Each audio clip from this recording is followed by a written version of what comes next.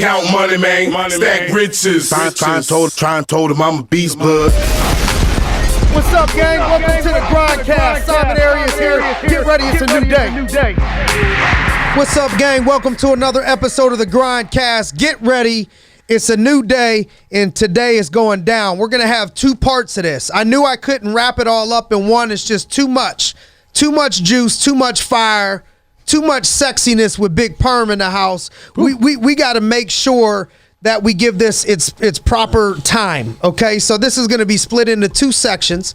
This is going to be titled A Podcast with Champions, okay? A podcast, and I'll explain it because Justin was a state champion 2 times.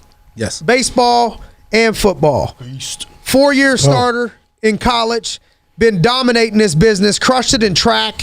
But Justin's a champion many times in his life. Greg is a champion. He's won belts boxing as a professional. He owned his own business at a young age. Was super successful, and he's just a savage and a menace to society. But he's actually started to calm himself down, and he's flipped all of that energy into positivity and helping other people, and is crushing it now in yet another business. So we're gonna call this Podcast with Champions. So let me first start out with the thing that I think everybody can relate to the most, which is obstacles. You know, there's no way to kind of reach peak levels of performance in anything without having a few obstacles in your life. So, you know, what I would say is can you name a few obstacles in your life that have made you better in life and in business? So maybe let's give it to Greg. But first, before we pass it to Greg, this is Perm's first show. Like, this is going to be a fixture. Yes. We enhance steel bar beams underneath the ground, and Perm is going to be a fixture here. This is going to be his seat for as long as the chair could hold up. So Greg, let's go. Okay, Greg, you want to start us off with any obstacles you could think of in your life? Oh, yeah. Jesus, where do I start? Obstacles. So, injuries. My daughter being sick with cancer. Talk about it, though. What do you mean injuries? Or let's just start off with that. We'll start off with injuries. I blew both of these suckers out in 12 months' time. Both of them. Biceps. Both year. Biceps. Yep. You'll see these nasty-ass scars here. Tore them right off the bone. While I was trying to, compete in mixed martial arts, very, very beginning of my career. And, I love to work out. I love to lift weights and look good and feel good. So imagine, you did the same thing. You did the same thing. You got to watch your friends. As soon as I became friends with you, I blew my right bicep out. Yep. Thank you. Appreciate that. Better looking, though, too. 3 out of 4 biceps blown out over here. Hang on there, big Justin, too. Justin blew his out after we met you. Perm's going to leave here. Watch out, dog. Next, on the way. No, but just not being able to, do that, work out every day. You have to do other things. You have to rest. I'm not very patient, as you know. So, once you're used to doing something, you get in that routine and you got to switch it up. That sucks. So injuries. I had a lot of obstacles as a younger man, like in my early 20s. I got into a lot of trouble. After my daughter was diagnosed with leukemia when she was 4 years old, I just lost my damn mind. Like, I lost it. I didn't know how else to take it. Right. But it was hard. Outlet. So I got in a lot of trouble. Yep. Some charges that are on my record to this day that will, probably be on there for the rest of my life that I'm not, proud of. But that's the only way I knew how to express myself at the time. And those turned into, getting on probation, which a lot of you that have been on probation, once you're in the system, it's set up to keep you in the system. It's hard to get out. No doubt. Then you get in trouble again and they extend it. So I kept getting in trouble. And that's when I was introduced to mixed martial arts and boxing, because that's how I kind of got my frustrations out in the world. So that's a big one. Being successful at an early age, I from the moment I was 19, 20 years old, I started making a lot of money. I opened up a business when I was 20, 21. It was extremely successful. Was very, very successful in the construction industry. But I lost it. I lost everything because of the events that happened after, my daughter got sick. So that's another. So you already listed a few good, solid obstacles. Can you pick any of those or all of those and say how did each one of those obstacles affect you in a positive manner? Absolutely. In life, because we always get these learning experiences. Yeah. So as a young man, like 23, 24, 25, I was paying myself a lot of money, salary. Like $20,000 a month. As a young person, I didn't realize how fortunate I was. And then going from doing that, all my bills were paid through the business, your car payments, your insurances. So literally everything, it was taken care of. You own business, you know how that works. But when I lost it all, I had real estate that I lost with it as well. But going from making that to making nothing, in the same year, really taught me, to be fortunate and responsible further in life, because never take for granted what you had or what you have. Yeah. But it made me hungrier because I wanted it back. I wanted it even more. For sure. So that's a good lesson, I guess. Love it. Is that for sure? Justin, how about you? What obstacles stick out, and maybe you could tie them together of how you think it makes you better today? Oh yeah. Just looking at my life, I think the first one was, of course, a lot of people know when I was 12 years old, lost my mother from breast cancer.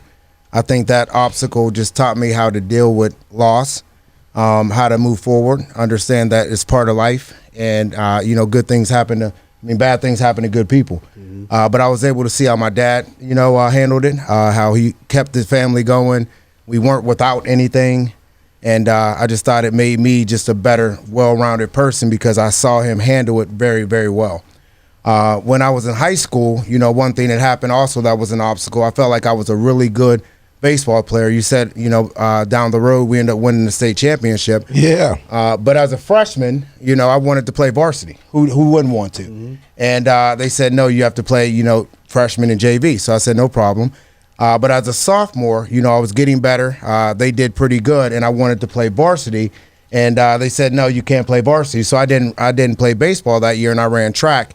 And that was a big obstacle in my life because I saw that, for something that I loved for so many years, I wasn't able to do. But I excelled at track because I put my mind into it, and I got, really committed to it. And we went to state, also in track. In business, one of the obstacles that I had, what a lot of people don't know about me, is when I first, graduated from Mercyhurst with you as well. I went to play arena football for a little bit, got cut there, learned that I wasn't as big enough or as good as I thought I was, so I had to start to find a job, find a career. Well, my first career, Morgan Stanley, I was there for a year, and they cut everybody in the training program. So a lot of people just hear the Morgan Stanley, I worked there, but no, I was searching for a job. But because I had built so good relationships, I got a job at Fifth Third, and I was doing really, really good at Fifth Third, was managing, a lot of people's money. And that's when you came into play, and I joined He was American watching my Income. money. He was breaking the rules. Yes. He was looking at my accounts, and he said, I saw your accounts going up, did. so I had to ask you. Hey, you got to find out who has the money. Love it. And I think those were a lot of in life, and also in business that made me just want to keep pushing the finish line back. It's not about where you're going unless you just keep pushing that finish line back. And those obstacles just taught me how that you're gonna have troubles in this world. It's not about what happens to you; it's about how you respond to it. Mm-hmm. Amen. That's why they call you the horse, right? How'd you know? Let's go. I think that's because of something. Perm's opening words, ladies and gentlemen, was that's why they call you the horse, he says. Big Perm repping his own T-shirt. I feel you, big dog. Hey, this is your show today, so Perm, feel free to interject. Stop me at any time. Of course, okay. you know it. I'm gonna be I'm gonna be the co-pilot in that respect. So there you go. Greg, and then Justin. How do you think, if at all, anything from boxing, anything from MMA that transferred over into business or life that you grabbed out of that? Justin, anything from football, 4-year starter in college, and captain in high school and stuff. So what, if anything, stands out from lessons from that helped you in the business situation today? Mm-hmm. The harder you work, the more you put in, the more you get out. The harder you work, the luckier you get. It's just not with sports. It's with everything. It's with life. Boom. It's with business. The first time you go into a boxing gym, you're probably going to get your ass beat. Right. Do you return Amen. or Right. do you quit? Come on. Come on. The first time you Truth. open up a business, the first time you do anything in business, your first week, your first month, your first year, your first 10 years, you might get pounded. You might lose. But do you keep showing up? It's the same thing. You have to be gritty and keep moving forward. Truth. Amen. Oh yeah, I mean, sports. It taught me commitment. That nothing comes fast. You got to work for everything you're going to get. Most people try to cut corners because they're impatient or they don't want to develop and take part of the process. Mm-hmm. And sports was just another way, because I got hurt in sports before. It taught me that wasn't invincible. That you did have to work for things. That a lot of things in life, if you want them for yourself, you can't get alone. I know Greg was a boxer, but a lot of the sports Lumberjack. I played, were team sports. And you can't win a state championship by yourself. You can't, score a touchdown just by yourself. You need a bunch of players committed to the process in order to get that job done. And it also taught me patience. We didn't win the state championship as a freshman. We won it as a senior, and in baseball as a junior. So it taught me, when you work hard, good things happen, but you got to be consistent and you got to be patient. And you just got to be willing to be not satisfied with anything that happens. You always got to keep going. I think, another thing that Justin, I would say that is one of your better traits, other than those biceps. They're big, buddy. Huge. Perm, can Gotta you have see it something. over I there? see Is him, this bro. the Look one at that's this. is this It's a half a one. It's bicep? a half one right here. This Full is the one. full one. Jesus Christ. Look at that. And then what happened? The other one is a half. It It's a looks like a roll. little. It's like a roller coaster. tennis Went ball. up, came down. Yeah. But I think not arm wrestle. one of your strong traits, Jay, is your discipline.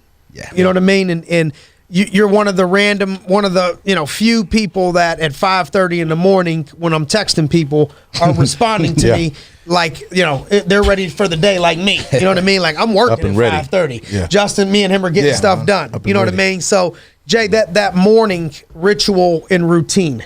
Yeah. Most of the successful people that I've tried to have on here that I've been interviewing all are saying very similar things, but not all, but most are having this morning like ritual routine. What does yours look like, and how, what would you suggest? Is it beneficial to you, and why? Yeah, love the mornings. I have family, kids, and I never want to take away from my family. And in order usually to wake up at the time that I wake up, I have to go to bed, at a certain time. I'm trying to go to bed between 9 and 10 at night, and I wake up at 5 in the morning every morning. It just makes me feel good that I know I'm the only one up, other than, of course, Simon. Knowing that I'm beating somebody at something. I love competition. And what you taught me, and I don't even know if you taught me this or not, but I heard you say it, and I try to catch on to things that people say, always being attentive and listening. He said now he makes sure he develops himself before he works out. So I was just getting up in the morning, just working out, then developing myself. But now from 5 to 6:30, Monday through Friday, you can ask anybody, my wife, I'm developing myself on something. Let's go, Jay. And it's something different every day. It might be the Bible. I read the Bible every single day, but the Bible even more for an hour and a half, some leadership stuff, some sales stuff, but it's always accounted for on Sunday, what I'm doing. Then I work out for an hour, 6:30 to 7:30. It doesn't matter if the gyms aren't open. I got to find something to do. Then I shower. Then I get the day started, because once the day started, now everyone needs me. So if I'm trying to develop myself and work with the people that need me, I'm going to be frustrated. And I found myself frustrated whenever I did that. So I didn't like to be frustrated. I didn't like to be, making sure that I wasn't there for people. So instead of them doing it, I want to sacrifice my time, wake up early. So now I have nobody rushing me, nobody asking me for anything, because nobody else is up from 5 to 6:30. And I found it being very, very, very helpful because if you're not reading, developing yourself, you got nothing to give to anybody else. And even if you're not in leadership, you weren't built, just to do nothing with your life. God put you on this world for a reason. And what I think is you should be able to give more, but you can't give more if you're not feeding yourself. Right. Feel that. I love it. Amen. The other day I made a post and it was like the 15 laws, 15 core things that I think somebody needs to get down in business. One of those core few was being coachable. It might have been number one on my list. I think it was the first thing that I listed on there was being coachable. And so I think, coachability is not something that comes easy to alpha males, but I look back on my life and, I think personally, because I was small, I had to be coachable. In high school, I feel like I was coachable. In college, I feel like I was coachable.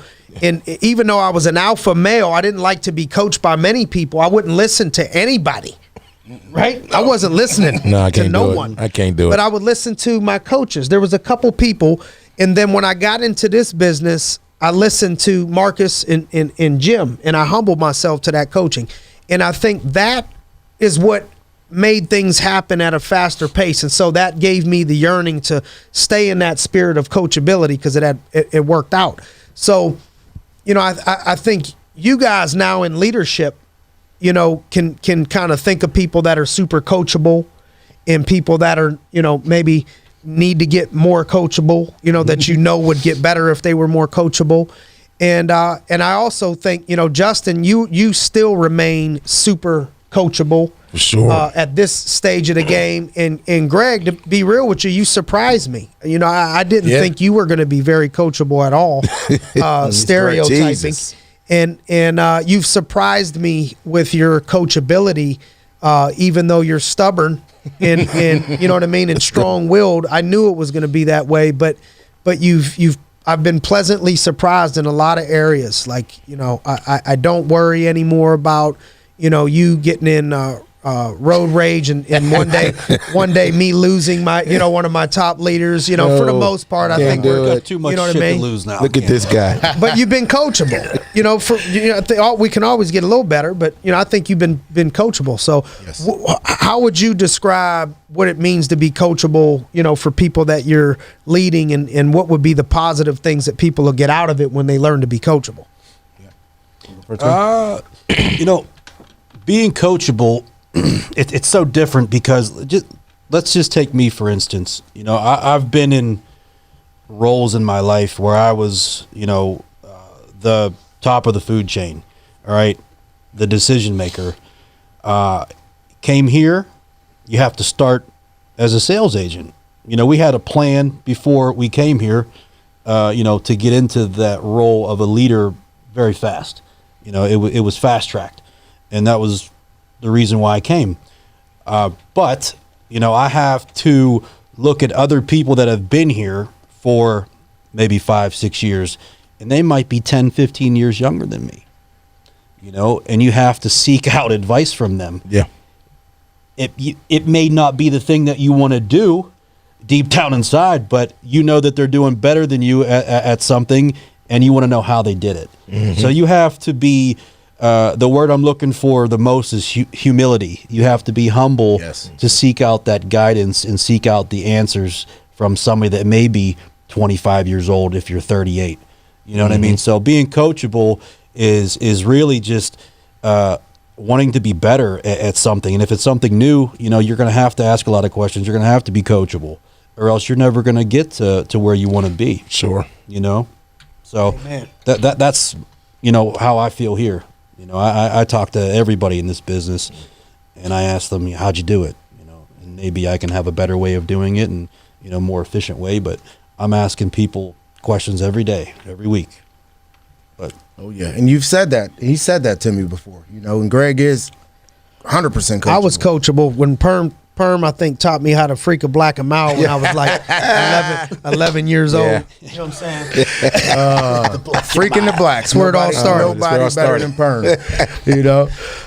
When I look at coachable, when you look at the words, it's am I able to be coached. And I look at it as, sports. In sports, you always got a player and you always got a coach. And in business, you're either the coach or you're the player. So if you're the player, you have to follow suit. And one thing Greg said that was huge is that you got to want more for yourself. If you don't want more for yourself, it's kind of hard to be coachable because now you're not listening to anybody but you because you feel like you have all the answers. So I think, when we look at people that are 100% coachable, they just want more for themselves. And they're willing to follow this person to be successful. So for me, it was easy for me because I always wanted more. And, when I look at Simon, when I look at Marcus, when I look at all these people, it's easy for me to be coached by them because I see what they have. But also, in the other hand, I see Simon being so humble that he'll take coaching from somebody not doing better than him. So when I see that, I'm like, man, you know what? I can get a little bit better at being coachable too. So I think if you look around and you see people that you admire, people that you look like, and people that you want to be like, look and see how coachable they are. And a lot of times they've been 100% coachable, and that's why they're in the position that they're at. So you got to ask yourself, am I able to be coached, and do I really want the things that my coach is telling me to do? And at the end of the day, you are either that player, you are that coach. And at some point, you will be that coach. And do you want your player, not listening, just like maybe you might not be if you're not being 100% coachable? That's what I always look at that. Right. So I want to swing it over to Big Jesus right now. Okay. I don't know if anybody knows who Big Jesus is, but that's the second nickname to Big Perm. Yeah, that's his You got to be in for a while to learn his real name, but for now it's just going to be Big Perm, Big Jesus. I mean, Jim Surace wants to be like him, right? Oh, that's what he say, right? He showed up. Shout out to Jim. Shoot some off the top. I don't know if you had anything prepared or not, but even if you're not prepared, off the top of your head is fine. Anything you want to talk to these two gentlemen about or ask them or anything? Greg, I did see a couple things you had on Facebook, man, which was kind of cool. Wondering, where'd you get your name Lumberjack from? You had a tree that you cut down, and I don't even know I thought you were going to destroy a home. No, so. I mean, what was that about? No bud? ropes. Jesus Christ, Thank man. God I've never dropped a tree in a house. Have you been doing this for a long time prior to this, or what? Didn't you put it on your back too? I was self-taught. Yeah. To be honest with you, you know what that is. I came home. How do you become self-taught? Chop it like, hey, Perm. Let's go chop these trees right down, now. dog. I got it. I might hit a house, but don't worry. If we do, we gonna run. Don't worry. Observing other people, man. Monkey see, monkey do. It's the same thing we do here. So I came home from college, and I wanted to make a lot of money. So I didn't want to work for anybody. My parents have a business. I didn't want to work there. It didn't intrigue me at all, so I wanted to do my own thing and be independent. But I also didn't want to work for anyone. Yeah. So I had a few friends that were in the construction, and I've been in, construction my whole life, since a young kid, helping my grandfather and my family, big Italian family. They had their own remodeling businesses, and I did concrete, through high school and college with, friends. But I worked for somebody for 2 weeks, and he let me come work with him, watch him, bid everything, cut trees down. And I kind of just went out and bought everything. I got a line of credit from the bank. Yep. I bought bucket truck, chippers, stump grinders, trailers, trucks. Wow. Lumberjack for real, huh? And no joke. Yeah. No joke. And I just went at it, man.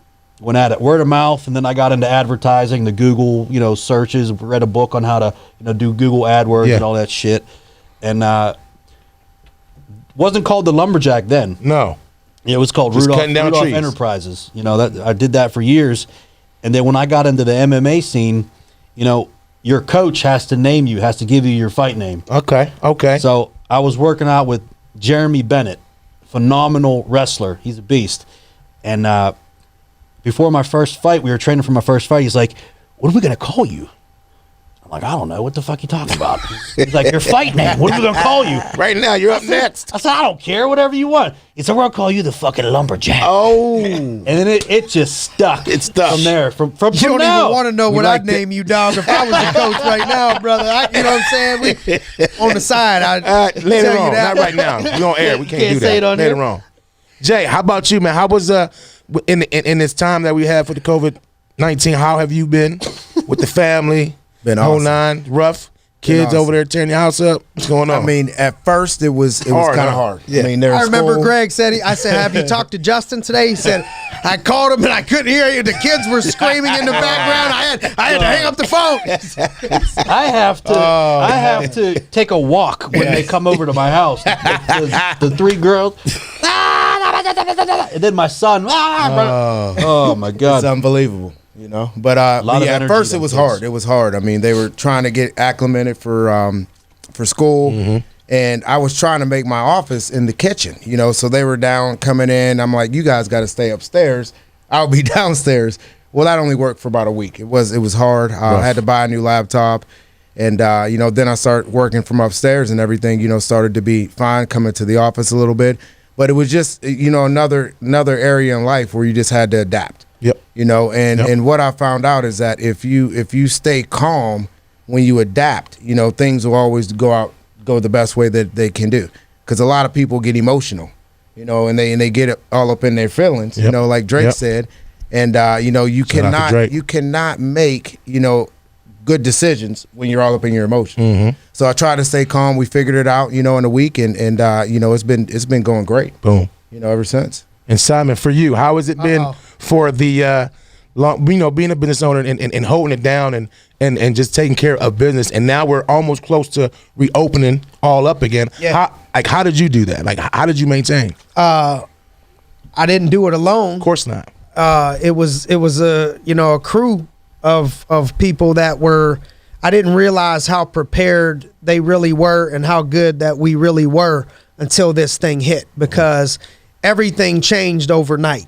And literally we went from an in-home sales force where that's how we make a living to the government shuts it down and we can't go into anybody's home. So what do? And from the corporate all the way up top, they were able to flip everything to virtual appointments where we would set appointments and sell them, and everything logistically would work. And our team, within 2 weeks, had it down at like a B level. And then the next 2 weeks, they had it down about the A level. Breaking And records. about 5-6 weeks in, I feel like even all the people that didn't want to get on board at first were becoming believers, and they were becoming good at it. And then we started breaking records, like Greg said. That we broke the record in March. Big part of that, I think, was the motivation off of the idea that Perm gave was for me to give away to Maserati. Let's go. And yep. So that worked out. So we'll do that one. You know, give you another shot at the next idea there, Big P. Let's go. But that one worked out, and then to see what we just got done doing right now, this month, actually today, it's just amazing. So, you know, probably the second biggest month that we've ever had in agency history, Let's go. possibly first, and just crushing it right now. What I've learned is that great leaders find a way to win. That winners find a way to win. And if you put people in that environment that are all war tested and war proven because nobody's been handed anything and they're real business soldiers, then it don't matter what the battle is. You could switch the rules, switch the jerseys. We're gonna find a way to win because characteristics of winners transcend different things. Oh yeah, You know let's what I'm go. saying? Everybody out there, the whole Arias agency teams out there. Let's go. Yeah. So why don't we wrap out the first session before we get into part two? Why don't we wrap it up with I think both of you have in common this ability to not let your mind get comfortable with the status quo. You know what I mean? Like Greg's broke is like, you know, most people's dreams. You know what I'm saying? Right. So, but I get it. I get the mindset because I do the same thing to myself. So what you do is you trick your mind that this is not enough money here. Just like you might have 315 on the bench and you like, this ain't enough, dog. We got to go ahead and put 4 plates on there. You know, just we got to keep it pushing and progressing. And if you don't avoid that mindset, then you start to fall back. I get it. Right. But the mindset is what one person would be celebrating as a dream. You know, Greg thinks he's broke. You know what I'm saying? You know what I mean? His check, his check, he expects to be quadruple. It's I think that mindset. A lot of people in your shoes, both of you, would be comfortable. You know, because neither one of you are broke. You know, so it's like, okay, most people get to a point where it's like all my bills are paid. You know, like right now, all your bills are paid with your renewals. Right. You paid off so much stuff with your money. All your bills might be paid with your renewals, and you got tons. You guys have more, you know, but you still continue to reset and go and want to go to the next level. And a lot of people will get to a place where their bills are paid. They'll stop. They're doing okay, and you know, the little bit of money in the bank, and that is it. And I've watched many of talented folks lose the momentum doing stuff like that. What is the mindset? How would you coach others on coaching others, or how would you know, what goes on in your mind to keep you above that status quo? So I mean, the battle always is on the inside, you know, in your mind. It's not on the outside. And you know, for me right now, what keeps me going is the people. You know, it's not about me anymore. It's about the people. And you know, it's great that I got all my bills paid through renewals, but now I want all Greg's. I want all Steve's. I want everybody who I'm in charge of. You know, it's not about, you know, what you get, it's about what you give. And I talked about that earlier. You know, it's about, you know, are you able to give yourself, you know, to people? And then you got to have goals. You know, you got to have goals. And it might look like all my goals are accomplished, but they're not. You know, you got to have that vision, and we got action plans set up. Marcus talks about it all the time, VGA, Vision Goal Action Plan. And I have that set up. So in my mind, I'm always thinking about that and understanding that bad things are going to happen. It's inevitable, but you got to keep it. You got to keep it moving. In that battle, I always try to make sure that my mind is good with my mind, my body, and my spirit. We say it over and over again, but people have to get it. You know, you got to be working on these things. You know, so that helps me with my mind whenever things happen, and whenever I know I got everything, I'm thinking about Greg. I'm thinking about, you know, Zach Garbrandt, brand new. You know, I'm thinking about, you know, people that depend on me, and I got to keep moving, or I got to retire and be done. And I'm not done yet. Yep. I love that. You know, that's good that you're always thinking about other people. You know, I was taught that a long time ago. And the more you give, the more you'll receive. Sure, 100. And the more you give without any expectation of anything in return, the better it will be, you know, for you. So that's a good point. But me, as far as being broke, you know, I'm just, I don't get complacent. And I think it's the people that I choose to be in my circle, too. It has a lot to do with it. You know, everybody that I either, you know, associate with, you know, with what we do here or outside, they have more than me. And I'm competitive as shit, and I want that, too. And I want to be able to leave a legacy. I want to be able to be part of that 1%. So I think it's just because I'm very competitive. I look at someone else like, why the fuck don't I have that? Yes. Why aren't I building a $10 million house? Why can't I have that car? Why can't? And it just pisses me off, and I get pissed. I think, you know, when I asked Marcus, when I interviewed Marcus on here, I asked him what's the number one characteristic that you see in all people that come into this business and smash it? And the first thing that he said to me was competitive. Yeah. That's it. You got to be competitive. Any way you cut it up, slice it, I think what you said is not unique to you. I think it's unique to most people that go to that level at some point. In your mind, you have to say, I'm just as good as this person. Yeah. If I'm willing to do the work, why can I not have that and go to that? I don't want level? it all for me either. I want to be able, that's the key. That's the key. I want to be able to touch everybody in a way that I meet. I want to be. There's so much stuff that I see every day that I want to contribute to, but I know that I can't. You know what I mean? Like there's been posts that I've seen of kids getting their dirt bike stolen or something, and they're heartbroken. I just want to go buy them a dirt bike, or someone just lost a kid and I want to give them there's so much that I want to do for other people. Sure. All the people that work for me here, I want to be able to pay their rent if they can't make the payment, or pay so much I want to do. I want to leave my daughter something. Yes. I want to leave my son a legacy. I want to leave if something happens to me, I want my wife to be able to live her lifestyle. So it's not all about me. Like I love nice stuff. I love nice cars, clothes, things like that, material things, but it's about helping other people as well. Absolutely. And I want to be able to do that where it doesn't, affect me. I love it. I think that's going to be a wrap for session 1, part 1 of this. And so I just want to thank you guys, Greg, Justin, thank you, Perm, getting ready to get it in. Let's go. Completely permanently over here. Yep, and I just want to encourage you all to stay strong out there mentally. Stay as strong as this chair that's holding up Big Perm over here. You're gonna be all right. All right. Yeah. Thanks for joining us on another episode of the Grindcast. Get ready, it's a new day. Count money, man. Stack riches. Trying told him I'm a beast, bud.